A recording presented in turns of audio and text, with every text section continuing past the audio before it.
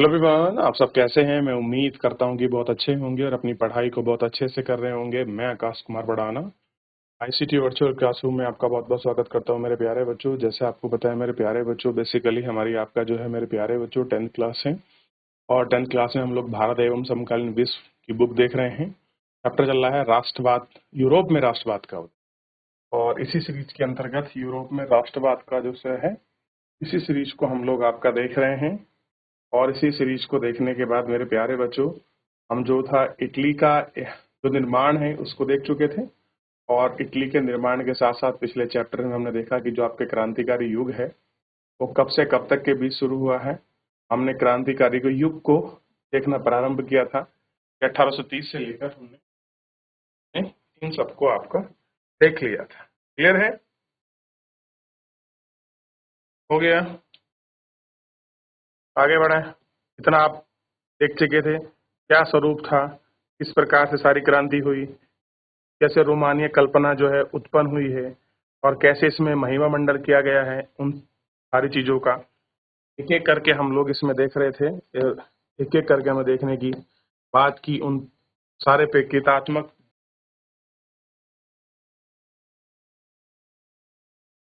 अब हम जर्मनी को आगे बढ़ रहे थे, सॉरी इटली को। अब इटली को हम लोग जर्मनी की तरह इटली भी राजनीतिक विखंडनों का एक लंबा इतिहास था। इटली अनेक वंशानुगत राज्यों में बहुराष्ट्रीय हैवक राज्यों में आपका बिखरा हुआ था। कैसा था? इन सारे राज्यों में बिखरा हुआ था।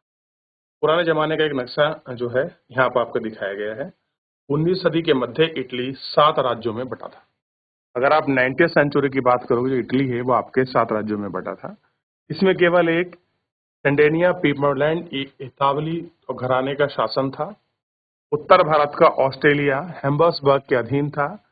मध्य इलाके पर पोप का शासन था। जो मिडल इटली था उसमें अगर किसी का शासन था तो वो पोप का। दक्षिणी क्षेत्र में स्पेन में बाबरू राजवंश के अधीन था। इतावली भाषा के रूप में समझा हासिल नहीं किया। अभी तक इसके विविध क्षेत्रीय और स्थानीय जो रूप थे वो मौजूद थे। 1830 के दशक में जोसेफ मेहसनी ने एकीकरण इतावली गणराज्य के लिए एक आपका सुविचार कार्यक्रम प्रस्तुत करने की कोशिश की और उसने अपने उद्देश्यों के प्रसार के लिए यंग इटली नामक एक गुप्त संगठन बनाया। तो आप जानते हैं, पिछले चैप्टर में पढ़े थे, जोसेफ मेथसनी जो था एक युवा क्रांतिकारी था और इसने एक भूगत आंदोलन बनाया था जिसके माध्यम से वो इटली में क्रांतिकारी घटनाओं को एक्टिविटी दे रहा था या उनको बढ़ावा दे रहा था। क्रांतिकारी घटनाओं के लिए उसने ये बनाया था। 1831 और 48 में क्रांतिकारी विद्रोह की असफलता के युद्ध के लिए इतावली राज्यों को जोड़ने की जिम्मेदारी स्कैंड्रिया पीमरलैंड के विक्टर इमोनस द्वितीय द्वारा आई थी। इस क्षेत्र में शासक अभिजात वर्ग पर नजर और इटली के लिए आर्थिक विकास और राजनीतिक प्रभुसत्ता की संभावना उत्पन्न करता है।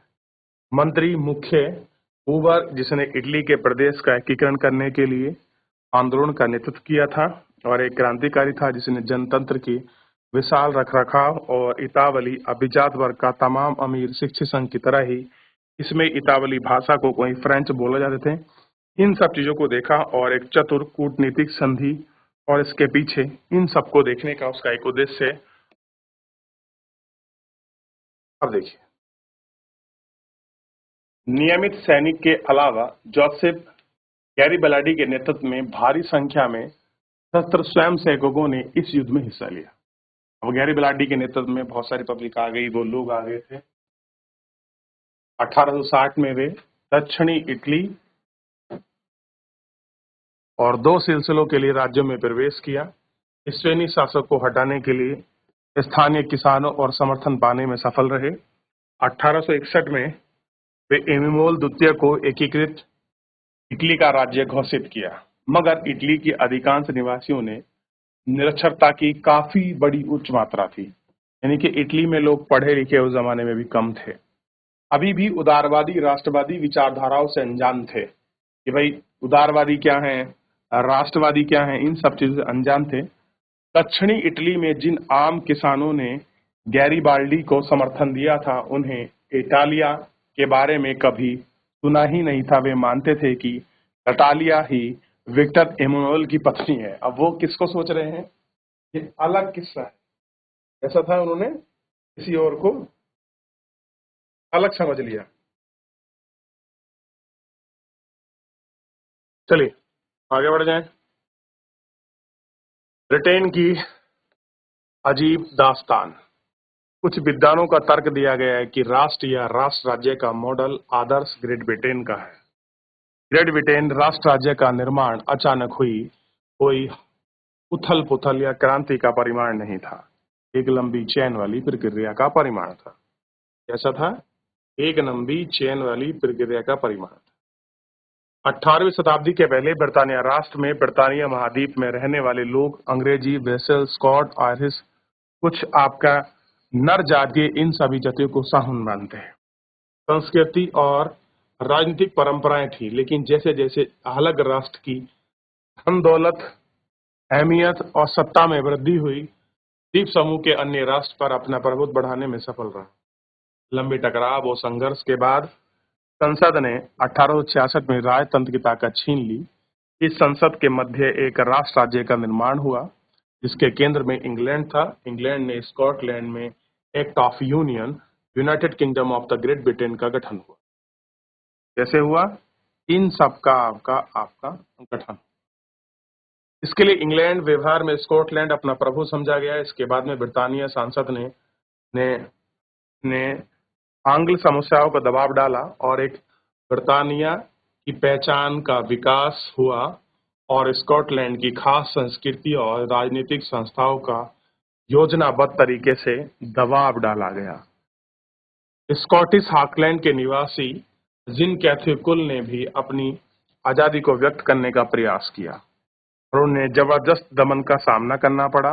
स्कॉटिश हाईलैंड्स के लोगों ने अपनी ही गौलिक भाषा को बोलने, अपनी राष्ट्रीय पोशाक पहनने की मनमानी थी। उनमें बहुत सारे लोगों को अपना वतन छोड़ना और मजबूर किया। ऐसे है, इन सब चीजों को छोड़ना पड़ा कि भाई कैसे हो रहा है, क्या कुछ है, इनको देखेंगे। अब आयरलैंड की कुछ ऐसा ही एक असर हुआ कि किसी देश में कैथोलिक और प्रोटेस्टेंट धार्मिक गुटों में गहराई बहुत बांटी हुई थी। अंग्रेजों ने आयरलैंड में प्रोटेस्टेंट धर्म मानने वाले बहुसंख्यक कैथोलिक देश के प्रभुत्व बढ़ने की सहायता की और ब्रिटानिया प्रभाव के विरुद्ध कैथोलिक विद्रोह का निर्मम से बाप का कुचल दिया गया। वॉल्फटाउन और उनके यूनाइटेड आइरिशमैन की अगुवाई में असफल विद्रोह के बारे में 1801 में आयरलैंड को बलपूर्वक यूनाइटेड किंगडम में शामिल कर लिया गया और एक नया ब्रिटानिया राष्ट्र का निर्माण किया गया, जिसकी अगुवाई में संस्कृति का प्रचार प्रसार किया और नए ब्रिटेन के प्रतीक चिन्हों, ब्रिटानिया झंडा और राष्ट्रीय गान और खूब बढ़ाया और पुराने राष्ट्र के संघ के महत्व सहयोगी के रूप में इसको हमने देखा कि भाई किस तरीके का महत्व है, किस तरीके की सहयोगिता है। इन सबको देखने का, जानने का हमने इसमें आपका प्रयास किया कि भाई किस प्रकार के वो सहयोग। जोसेफ मैसनी गैरिबेलार्डी इटली के स्वतंत्र सबसे मशहूर थे। उनका संभव ऐसे परिवार में था जो तटीय व्यापार में संलग्न थे और स्वयं एक व्यापारिक सेनापति के नाविक भी थे। 1833 में उनकी मुलाकात मैसनी से हुई, जो यंग इटली के आंदोलन से जुड़ा था। 1834 में पीर मार्ड ने गणतंत्रीय विद्रोह में भाग लिया। उसने विद्रोह को चल दिया। गैरिबेलार्डी को दक्षिण अमेरिका भागना पड़ा और वहां से 1848 में एक निर्वास रहा और 1854 में उसने विक्टर एनुअल II का समर्थन किया। इतालवी साम्राज्य को समझाने प्रयास करने गैरिबेलार्डी इटली में आप देखेंगे एक्सपीरियंस ऑफ साउवेन यानी हजारों लोगों का अभियान का नेतृत्व किया। इस अभियान का स्वयं सेवक जुड़ाते चलते और उनकी संख्या में लगभग इतने तक पहुंच गई और रेड शर्ट के नाम से उसकी क्या हुई, आपकी लोकप्रियता उसकी हुई और वो बहुत बड़े रूप में आपका फैला और कैसे आप उसकी लोकप्रियता को भी देख सकते हैं। क्लियर है? कहाँ फैली उसकी फिर लोकप्रियता फैलने लगी। अब इसमें आप देखिए राष्ट्र का अब दृश्य कल्पना।